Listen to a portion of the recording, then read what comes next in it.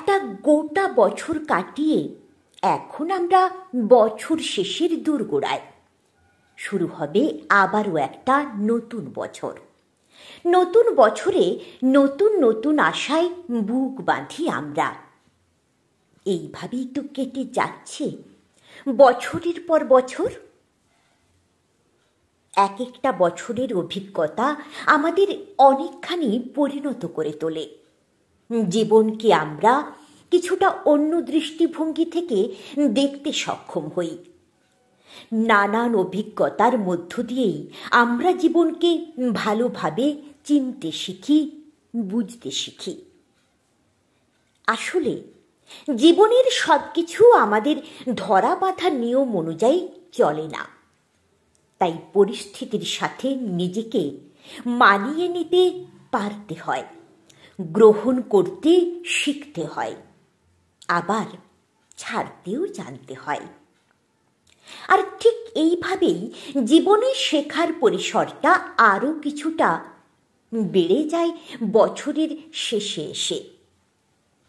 কিছু মানুষ চেনা থেকে অচেনা হয়ে যায়, আবার কিছু মানুষ অচেনা থেকে চেনার তালিকায় স্থান করে নেয়।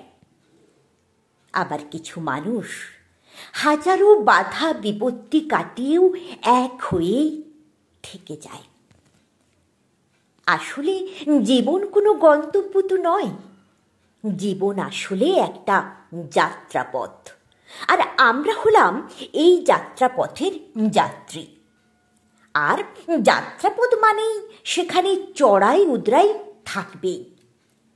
কোনো সময় পথটা সুগম হবে, আবার কখনো বা দুর্গম। কিন্তু যাই হোক না কেন, কখনোই থমকে দাঁড়িয়ে গেলে হবে না।